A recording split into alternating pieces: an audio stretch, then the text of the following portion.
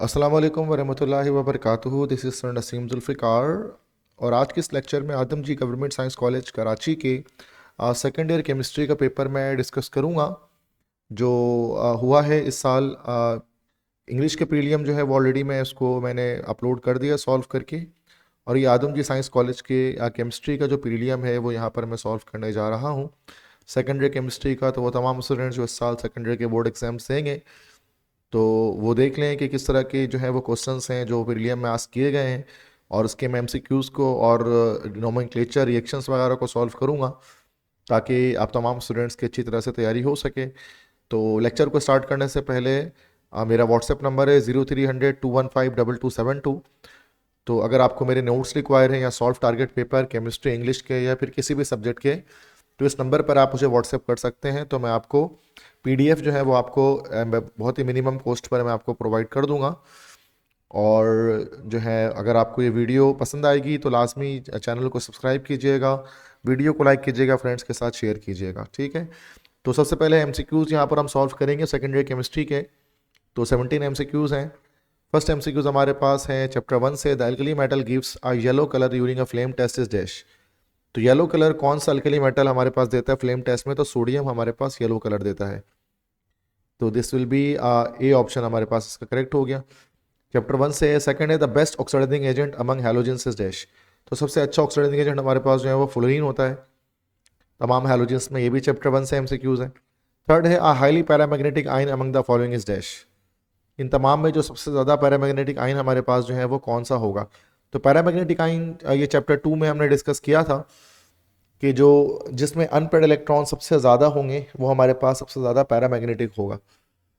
तो सबसे ज़्यादा पैरामैग्नेटिक यहाँ पर हमारे पास जो है वो Fe+3 होगा, चूँकि इस Fe+3 के पास हमारे पास there will be 5 unpaired electrons, ठीक है। तो उसमें चूँकि हमारे पास जो है वो 5 अनपेयर्ड इलेक्ट्रॉन है, दैट्स वाई ये सबसे ज़्यादा हमारा पैरामैग्नेटिक है।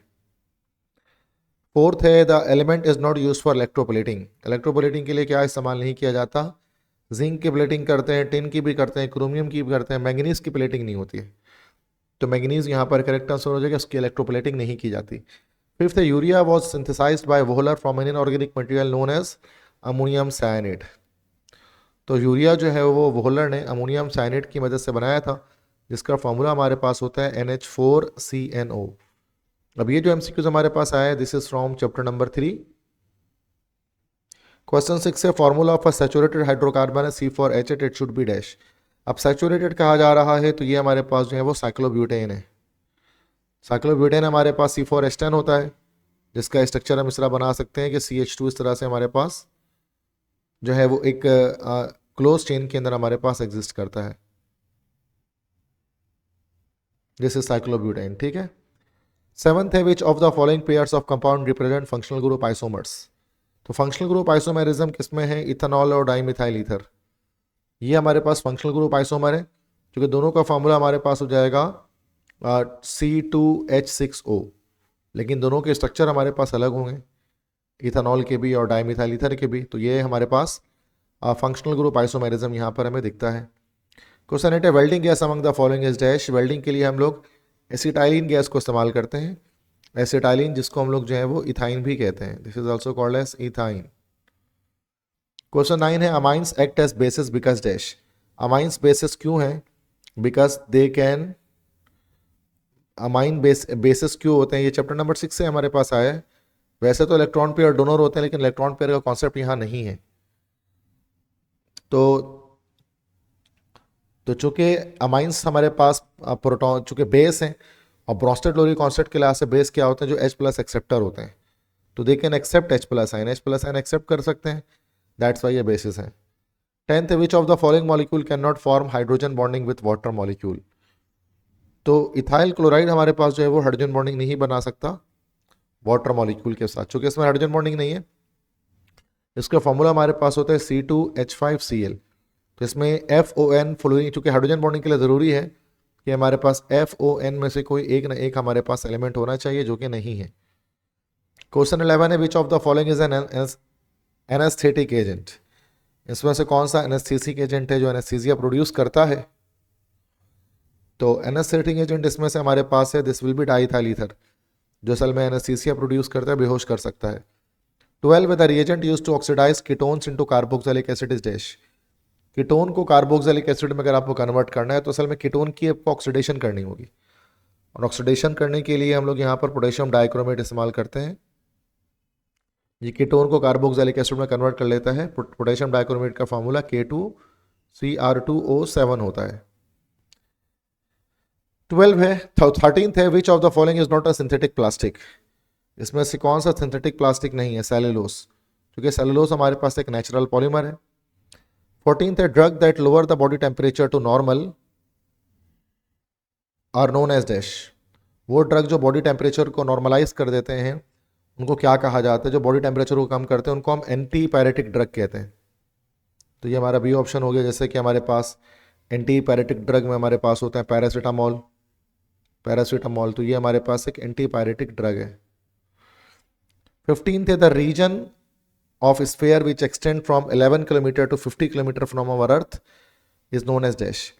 11 से 50 किलोमीटर तक जो रीजन हमारे पास होता है वो कौन सा होता है? देखिए, जीरो से ये हमारे पास सेकंड लेयर होता है एटमॉस्फेयर का, ये एनवायरमेंटल केमिस्ट्री से आया है, जिसको स्ट्रेटोस्फेयर कहा जाता है। क्योंकि 11 किलोमीटर तक तो हमारा ट्रोपोस्फेयर होता है, उसके बाद स्ट्रेटोस्फेयर आता है। 16th है, the primary goal of green chemistry is dash. Green chemistry का बुनियादी गोल क्या है?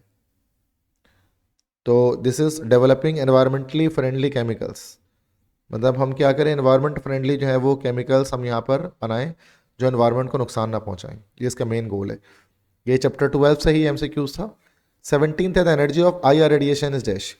अब इंफ्रारेड की जो एनर्जी होती है अल्ट्रावायलेट के लिहाज से तो कम होती है, तो पहला है higher than radio waves. Yes, radio wave से तो ज़्यादा ही एनर्जी इसकी होती है, लेकिन अल्ट्रावायलेट रेड से हमारे पास कम होती है, माइक्रोवेव्स से ज़्यादा होती है, एक्सरेज से कम होती है।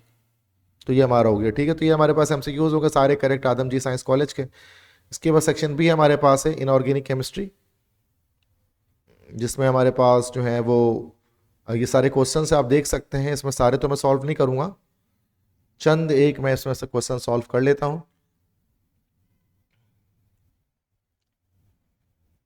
जैसे रीजन से रीजन्स के आंसर बता सकता हूँ आपको, ठीक है। जैसे ये हमारे पास रीजन है, give reason for the following. इसकी वन लाइन रीजन बता सकता हूँ कि why Cu+2 is blue but Zn+2 is colourless.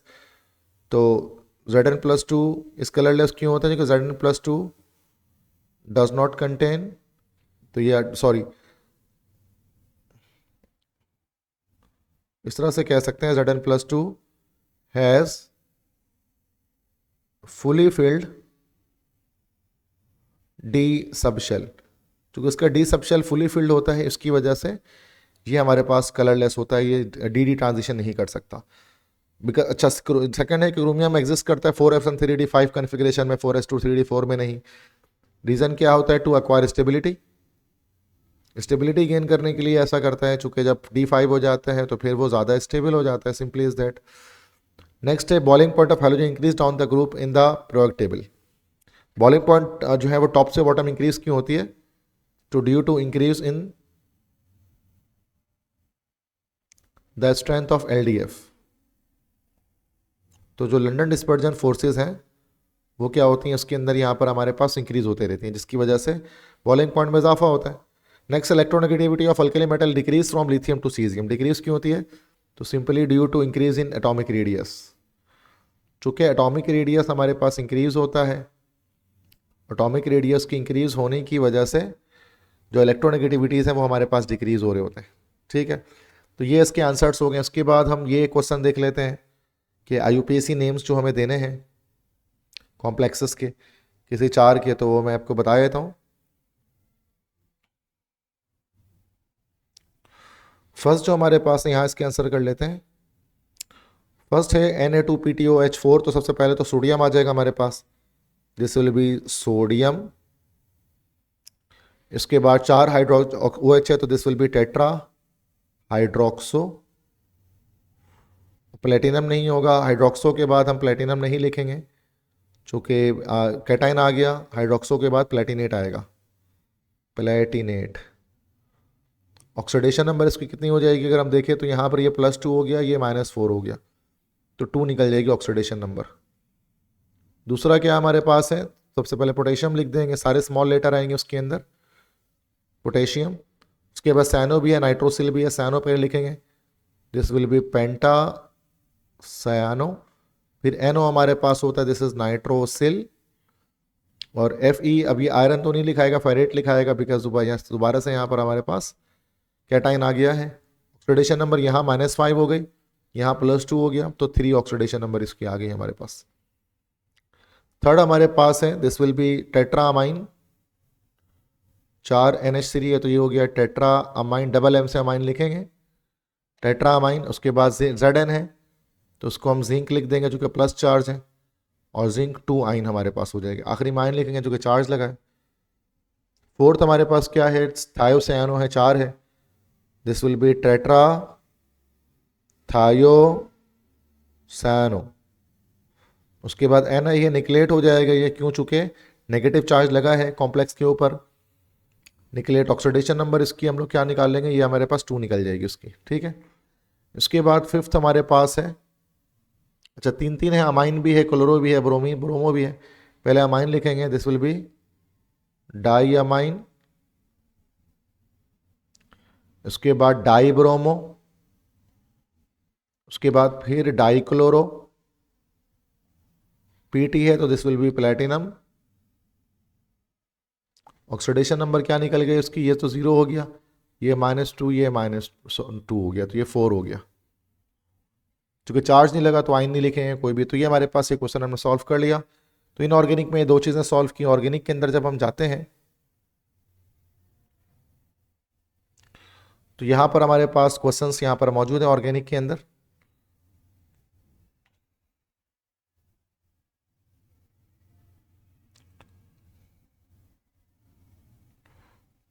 तो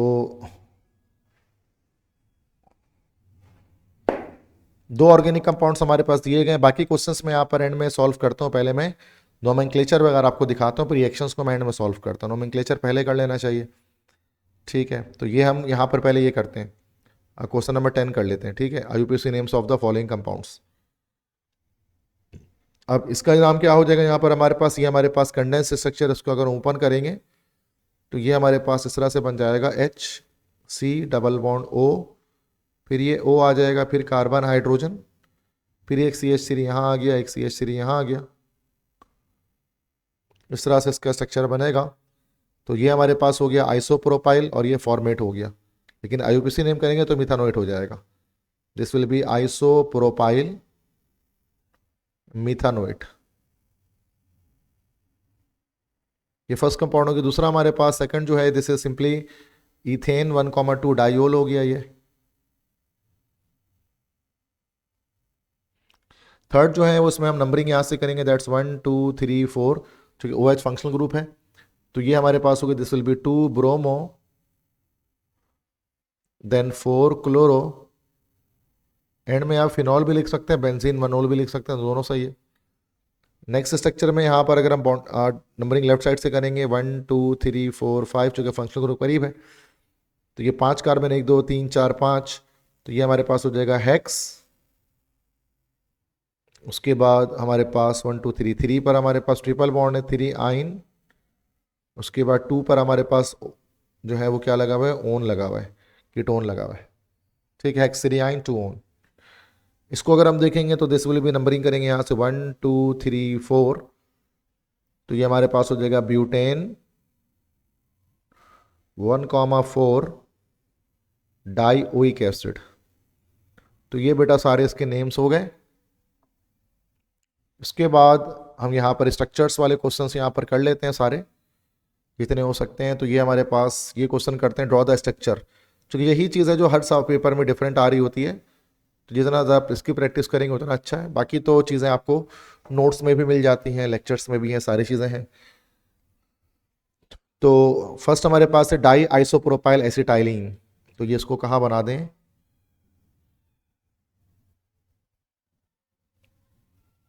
कहाँ बना देते हैं, यहाँ बना दें इसको, ऊपर यहाँ बना देते हैं, ठीक है।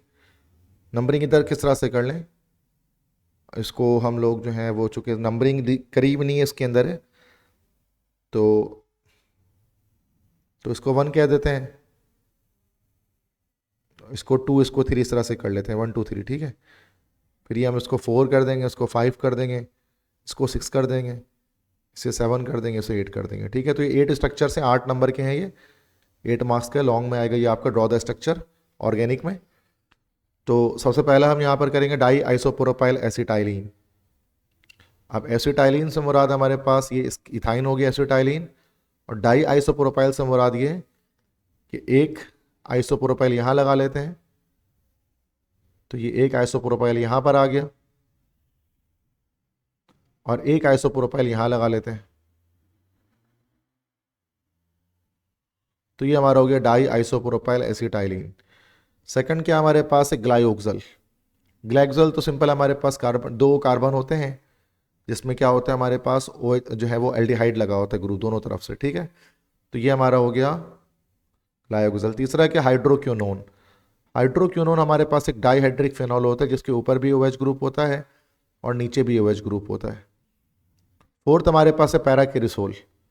पैराकिरिसोल किसे कहा जाता है कि बेंजीन रिंग लिया, OH लगा दिया, पैरा पोजीशन पर अगर CH3 आ गया, दिस इज कॉल्ड पैराकिरिसोल।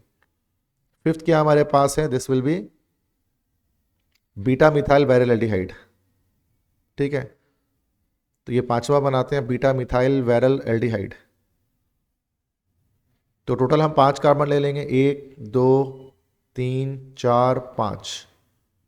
तो ये वायरल एल्डिहाइड हमने बना दिया। ये हमारा अल्फा कार्बन, ये हमारा बीटा कार्बन है, तो बीटा पर मिथाइल लगा दिया, तो बीटा मिथाइल वायरल एल्डिहाइड हो गया। ये इसको H3 कर दिया, इसको H2 कर दिया, इसे H कर दिया, इसे H2 कर दिया, ये कंप्लीट हो गया हमारे पास। छठा हमारे पास है लाइक आइसोप्रोपाइल आइसोब्यूटाइल फॉर्मेट। तो पहले तो हम लोगों ने फॉर्मेट बना देना है, तो ये हमारे पास बन गया फॉर्मेट आइसोब्यूटाइल। आइसोब्यूटाइल मतलब टोटल 4 कार्बन है, एक कार्बन सेकंड लास्ट से बाहर कर दिया, this is called isobutyl format. छठा हो गया। सातवां क्या है, टेरपेथेलिक एसिड।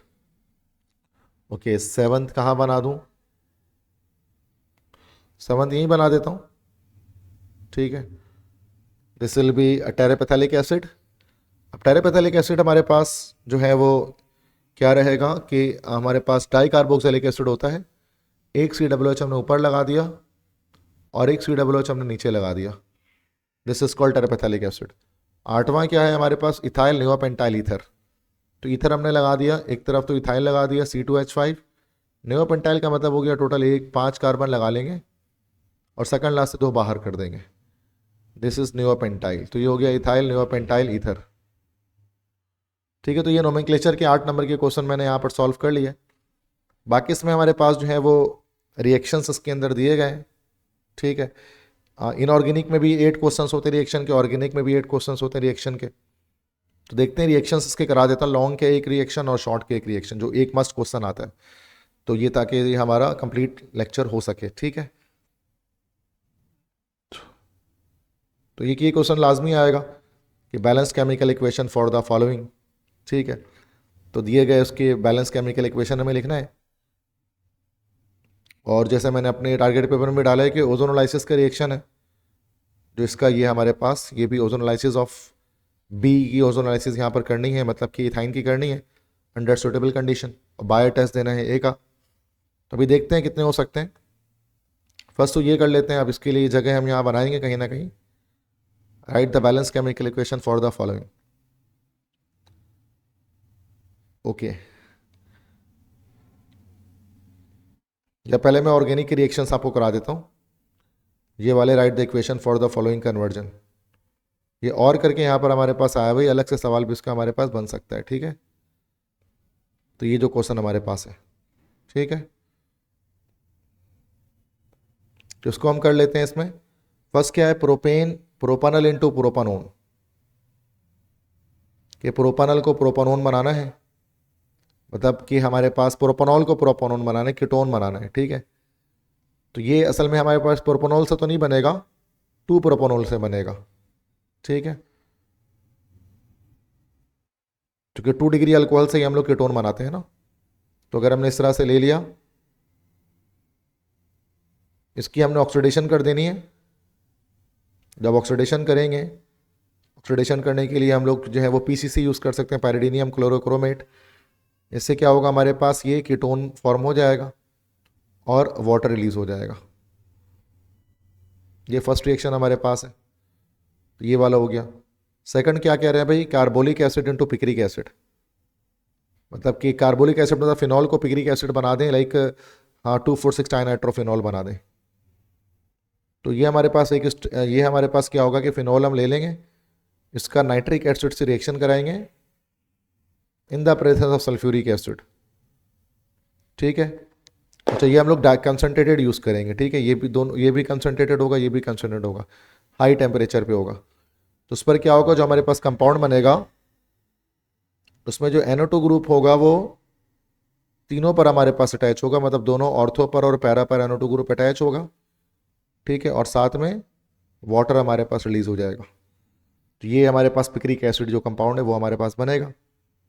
नेक्स्ट है, थर्ड है, एसिटिक एसिड को इथेनॉल में कन्वर्ट करना है। ठीक है, तो एसिटिक एसिड को इथेनॉल बनाने के लिए क्या करेंगे, रिवर्स जाना है। ठीक है, एसिटिक एसिड क्या होता है, CH3COOH।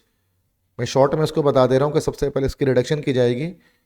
4 यूज़ करेंगे हाइड्रोजन के, नेसेंट हाइड्रोजन, यहाँ पर पोटेशियम डाइक्रोमेट K2Cr2O7 यूज़ किया जाएगा in the presence of sulphuric acid. तो क्या होगा, हमारे पास ये इथेनॉल में कन्वर्ट हो जाएगा C2H5OH में। 2 स्टेप में होगा ये, तो मैंने एक ही स्टेप इसको कर दिया। थर्ड के बाद ये हमारा फोर्थ क्या है, ethyl chloride into vinegar acid. Vinegar acid तो नहीं होता, एसिटिक एसिड होता है जिसको विनेगर कहा जाता है। इथाइल क्लोराइड को एसिडिक एसिड में कैसे कन्वर्ट करेंगे, ये हमारे पास न्यूक्लियोफिलिक सब्स्टिट्यूशन रिएक्शन है। C2H5Cl ले लें, रिएक्शन कर लें इसका किससे भाई, CH3COO, अच्छा विनेगर एसिड में कन्वर्ट करना है,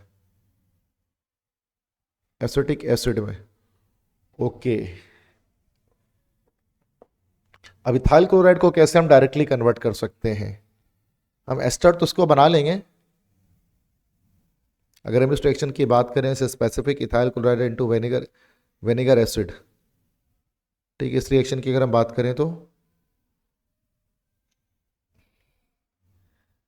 विनेगर एसिड किस तरह से बन सकता है, चूंकि अल्काइल हैलाइड है, अल्काइल हैलाइड से कार्बोक्सिलिक एसिड तक हमें जाना है, तो डायरेक्टली तो नहीं जा सकते हैं, इसमें तो प्रोसीजर हमारे पास लगेंगे कि क्या पता हम उसको इस तरह से कर लें कि पहले हम उसको ग्रिग्नार्ड एजेंट, चूंकि 2 स्टेप में हो जाएगा, कि पहले हम उसको ग्रिग्नार्ड एजेंट में कन्वर्ट करें मैग्नीशियम से रिएक्शन करके C2, फिर भी हमारे पास विनेगर एसिड नहीं बनेगा, तो वो मिथाइल क्लोराइड से बनेगा।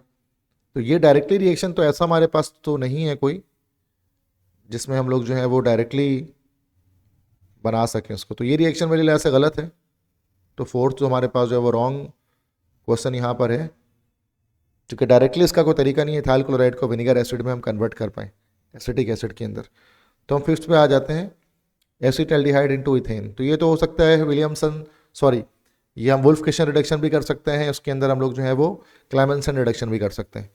एसिटाल्डिहाइड है CH3C double bond O hydrogen. इसकी अगर हम लोग अगर हम इसको क्या कर लें, किसी भी तरह का रिडक्शन कर सकते हैं, क्लेमेंसन रिडक्शन कर लेते हैं, 4 नेसेंट हाइड्रोजन यूज़ कर लेंगे इसके अंदर। तो उसमें क्या होगा, उसके लिए हम क्या करेंगे, जिंक मरकरी का एमलगम यूज़ करेंगे। ठीक है, तो जिंक मरकरी का एमलगम यूज़ किया जाएगा in the presence of HCl। ये क्लेमेंसन सिंथेसिस जो है रिएक्शन है, इसमें हमारे पास क्या बन जाएगा, CH4 C2 एसिटाल्डिहाइड है ना, या C2H6 बन जाएगा हमारे पास, इसके अंदर इथेन की फॉर्मेशन हो जाएगी। ठीक है, और वाटर हमारे पास अलग रिलीज हो जाएगा, ये हो जाएगा। ये 5वां रिएक्शन है। छठा क्या है, इथाइल ग्लाइकोल इनटू फॉर्मेल्डिहाइड। अब ये हमारे पास जो है वो ऑक्सीडेटिव क्लीवेज हमारे पास हो जाएगी। ठीक है, छठे रिएक्शन में कि अगर हम इथाइल ग्लाइकोल लेते हैं, दैट इज CH2 और ये OH आ गया, दिस इज इथाइल ग्लाइकोल। इसका रिएक्शन हमें करना पड़ेगा पर आयोडिक एसिड के साथ, HAO4 के साथ। इससे क्या होगा, 2 मॉलिक्यूल हमारे पास बनेंगे फॉर्मेल्डिहाइड के, और साथ में ये बनाएगा हमारे पास HiO3, और प्लस इसके साथ वाटर भी रिलीज होगा। उसके बाद क्वेश्चन 7 ये हो गया। क्वेश्चन 7 है टॉलुइन इनटू बेंजोइक एसिड। तो ये सिंपल है कि हमने टॉलुइन लिया, दिस इज कॉल्ड टॉलुइन, इसको बेंजोइक एसिड में कन्वर्ट करना है, इसकी नेसेंट ऑक्सीजन से रिएक्शन कराएंगे in the presence of KMnO4, तो ये क्या हो जाएगा हमारे पास, बेंजोइक एसिड में कन्वर्ट हो जाएगा। इसके बाद 8वां रिएक्शन क्या हमारे पास है, फॉर्मेल्डिहाइड इनटू इमीन। फॉर्मेल्डिहाइड को इमीन बनाना है, तो ये इमीन बनाने के लिए हमें यहाँ पर इसमें सबसे पहले तो फॉर्मेल्डिहाइड हम ले लेते हैं, hydrogen carbon hydrogen double bond oxygen. Imine बनाने के लिए शायद इसको रिएक्शन हम लोग हाइड्रोक्सिल अमाइन से कर देंगे, नहीं, हाइड्रोक्सिल अमाइन से करेंगे तो ऑक्साइन बनेगा। इमीन बनाने के लिए इसका रिएक्शन हम लोग कर लेते हैं अमोनिया से कर लेते हैं, अमोनिया से कर लेते हैं या हाइड्राजीन से कर लेते हैं। हाइड्राजीन से करेंगे तो हाइड्राजोन बनेगा, नहीं अमोनिया से ही करते हैं, ठीक है। जब अमोनिया से रिएक्शन करेंगे तो क्या होगा, यहाँ से वाटर रिलीज हो जाएगा हमारे पास, और hydrogen carbon hydrogen double bond nitrogen hydrogen, ये बन जाएगा, this specific compound is called imine. तो बेटा ये हमारे पास सारे रिएक्शंस हो गए, 8 रिएक्शंस इसके। बाकी इसमें हम ये इनऑर्गेनिक इक्वेशंस भी कर लेते हैं ताकि लेक्चर हम यहाँ पर एंड अप कर सके अपना। तो इनऑर्गेनिक के ये सारे रिएक्शंस हैं, तो हम इसको देखते हैं। सबसे पहले फर्स्ट इक्वेशन करते हैं, यहाँ पर लिख लेता हूँ, ठीक है। उसको इधर पर आप देख सकते हैं, स्क्रीन पर आपको शो हो रहा है। Sodium metal put into ethyl alcohol, sodium metal को इथाइल अल्कोहल में डालेंगे C2H5OH में, तो ये हमारे पास क्या बन जाएगा, तो ये C2H5ONa बन जाएगा, सोडियम ईथॉक्साइड प्लस ये हाइड्रोजन गैस रिलीज हो जाएगी। ये फर्स्ट इक्वेशन है। सेकंड, इसके नीचे आ जाते हैं, action of alkali on aluminium metal. Aluminium का अल्कली मतलब NaOH किसी स्ट्रॉन्ग बेस से रिएक्शन कराएंगे, दिस इज अल्कली, तो हमारे पास NaAlO2 बनेगा और साथ में हाइड्रोजन गैस रिलीज हो जाएगी। थर्ड जो हमारे पास है, bromine passes into water, bromine का वाटर से रिएक्शन कराएंगे Br प्लस H2O, तो ये हमारे पास 2 कंपाउंड बनाएगा, तो एक तो HBr बनाएगा और एक बनाएगा HOBr, तो ये 2 कंपाउंड बनेंगे। चौथा क्या, reaction between KMnO4 and FeSO4 in the presence of H2SO4, right ionic equation. Okay, तो आयनिक इक्वेशन के लिए क्या करेंगे, MnO4 माइनस हो गया यहाँ पर, फिर Fe+2 हो गया और साथ में H+ हो गया, ये क्या बनेगा आगे जाकर Mn+2 में कन्वर्ट हो जाएगा, Fe+2 ऑक्सीडाइज होकर Fe+3 बन जाएगा और वाटर रिलीज हो जाएगा। उसको आप बैलेंस कर लीजिएगा खुद ही, तो मैं यहाँ पर बस उसको आपको सॉल्यूशंस दे रहा हूँ। पांचवा हमारे पास है reaction of manganese with dilute sulphuric acid. Mn का रिएक्शन जब H2SO4 से करेंगे, डाइल्यूट सल्फ्यूरिक एसिड मतलब लाइक H2SO4, जब H2SO4 से करेंगे तो ये हमारे पास बनेगा MnSO4 प्लस हाइड्रोजन गैस। छठा रिएक्शन के reaction of permanganate with oxalic acid, तो परमैंगनेट मतलब MnO4 माइनस, इसके रिएक्शन ऑक्सैलिक एसिड से करेंगे मतलब C2O4-2, ये आयनिक इक्वेशन ही इसके अंदर भी लिखनी होगी, ठीक है, -2, तो और एसिडिक मीडियम हो गया H+, तो सेम वही Mn+2 बनेगा, कार्बन डाइऑक्साइड बनेगी और वाटर बन जाएगा। ये छठा रिएक्शन है। सातवां रिएक्शन हमारे पास क्या है भाई, कॉपर को कंसंट्रेटेड नाइट्रिक एसिड से रिएक्शन कराएंगे HNO3, तो ये हमारा कंसंट्रेटेड अगर होगा तो सूरत में क्या होगा, कॉपर का नाइट्रेट बनेगा CuNO3 twice plus nitrogen dioxide बनेगा और साथ में वाटर रिलीज होगा। ये सातवां है। आठवां क्या, silicon treat with steam, silicon का रिएक्शन स्टीम के साथ करेंगे H2O के साथ, स्टीम से होगा तो ये SiO2 बनेगा और साथ में हाइड्रोजन गैस रिलीज होगी। तो बेटा ये हमारे पास 8 मार्क्स का सवाल ये भी आता है जिसमें आपको इक्वेशंस को कंप्लीट और बैलेंस करना होता है, तो ये सारे इक्वेशंस आपको दिख सकते हैं। तो एक सवाल देखिए मस्ट ही आपका आएगा बैलेंस, ये कंप्लीट इक्वेशन करने का, एक ड्रॉ द स्ट्रक्चर का आ जाएगा, एक आपका इक्वेशंस कन्वर्जन करने का आ जाएगा ऑर्गेनिक के अंदर, फिर एक क्वेश्चन आपका यहाँ पर जो है वो रहेगा ये नोमेनक्लेचर का सेक्शन बी में, और ये एक कॉम्प्लेक्स की नेमिंग का हमारे पास रहेगा। तो ये कुछ क्वेश्चन है जो मस्ट कमिंग क्वेश्चन है, अब लाजमी इसको देखें। बाकी तमाम ये क्वेश्चंस पर मैंने जो है लेक्चर्स बनाए हुए, ठीक है, तो वो आप लाजमी देख सकते हैं, तो कि कंप्लीट में सॉल्व करूँगा तो उसमें काफ़ी टाइम लगेगा इसको सॉल्व करने में। तो जो जो चीज़ें मेन इंपॉर्टेंट थी मैंने आपको इसका ओवरव्यू दे दिया पेपर का, कि पेपर में क्या चीज़ें आई हुई हैं और किस तरह से आपको पेपर आपको उसमें कंप्लीट आदम जी साइंस कॉलेज के पेपर मिल रहे। लॉन्ग को सेक्शन सी इनऑर्गेनिक एक बार अगर और देख लें हम इसमें, तो इसमें देखते हैं कि देखें सल्फ्यूरिक एसिड दिया हुआ है, मोस्ट इंपॉर्टेंट है, ठीक है, ये सल्फ्यूरिक एसिड आपको कर लेना है। मैं आपको यहाँ हाईलाइट भी कर देता हूँ कि ये सल्फ्यूरिक एसिड आपका मोस्ट इंपॉर्टेंट रह गया, ठीक है, ये सल्फ्यूरिक एसिड। इसी तरह से ये 99% प्योर कॉपर किस तरह से ऑब्टेन किया जाता है चैल्कोपाइराइट ओर से, ये लाजमी कर लें आप इसमें, ठीक है। और आपको इससे देखो 2 क्वेश्चन आपको अटेम्प्ट करने हैं ना इनऑर्गेनिक केमिस्ट्री से, अब 2 क्वेश्चन तो बड़े आराम से आपका अटेम्प्ट इसके अंदर हो सकता है ना भाई। 2 क्वेश्चन इनऑर्गेनिक से करने, 2 ऑर्गेनिक से। एक ये आपने ये कर लिया, और एक अगर आपने ये कॉपर वाला भी कर लिया तो आप इसको छोड़ सकते हैं बैलेंस इक्वेशन को, वरना देखा जाए तो ये भी किया जा सकता है। ये तो बिल्कुल आप लीव आउट कर दें, जो चैप्टर 12 का क्वेश्चन आ गया ट्रोपोस्फेयर स्ट्रेटोस्फेयर, इसको छोड़ सकते हैं। इसी तरह से ऑर्गेनिक में जब आप जाएंगे तो 2 सवाल अटैम्प्ट करने, एक स्ट्रक्चर वाला अगर आप अटैम्प्ट कर लेते हैं, अब इसमें और करके आगे इक्वेशन वाला क्वेश्चन वरना ये अलग भी आता है, ठीक है। स्ट्रक्चर वाला कर लें, स्ट्रक्चर के साथ आप यहाँ पर जो है स्ट्रक्चर ऑफ बेंजीन है, बेंजीन का स्ट्रक्चर कर सकते हैं। इस तरह ओरिएंटेशन इन बेंजीन की कन्वर्जेंस है, ये भी बड़ा इंपॉर्टेंट टॉपिक हमारे पास रहता है। बीटा एलिमिनेशन रिएक्शन है, ये इंपॉर्टेंट टॉपिक रहता है। कार्बोहाइड्रेट चूंकि 2025 में आ गया तो ये इतना इंपॉर्टेंट नहीं है, तो ये भी काफ़ी चीज़ें इसमें से आप इसमें कर सकते हैं। ये सेक्शन सी आराम से आपका निकल जाता है। सेक्शन बी के अंदर क्या है हमारे पास, सेक्शन बी में आपको 4 क्वेश्चन करने हैं इनऑर्गेनिक से। तो एक तो यहाँ से आप ये कर लें, IUPAC नेम वाला कर लें, ठीक है, सिंपल यहाँ से हो गया पहला सवाल है कि। अच्छा, इसके बाद एक आप जो है वो डी ब्लॉक एलिमेंट्स की जो प्रॉपर्टीज़ हैं वो कर सकते हैं, दूसरा सवाल ये निकल गया, ठीक है। ग्रुप ट्रेंड अगर आप कर लें, तीसरा सवाल आपका ये निकल गया, ठीक है। या रीज़न भी कर सकते हैं इसकी जगह पर, 3 सवाल ये हो गया। बाकी इसके अलावा ये है ये नैलोन PVC का जो सवाल है, 2 सिंथेटिक एंड 2 नेचुरल पॉलीमर, तो ये उसमें आप ये वाला सवाल कर सकते हैं, ठीक है। तो ये हमारे 4 क्वेश्चन यहाँ से इसके निकल गए। ऑर्गेनिक से जो 5 क्वेश्चन आपको निकालने हैं तो ये तो उसमें रिएक्शंस आपको करने पड़ जाते हैं, तो ये भी काफ़ी इजी रहता है। तो सेकेंडरी केमिस्ट्री का पोर्शन काफ़ी इजी है। आप मेरे टारगेट पेपर की वीडियो मैंने डाली है, आप उसको लास्ट में देख लें कि किस तरह से ये सारे पेपर जो है वो आपको बोर्ड एग्जाम में अटैम्प्ट करना है, कौन से मोस्ट इंपॉर्टेंट क्वेश्चन है जो आपको करना है।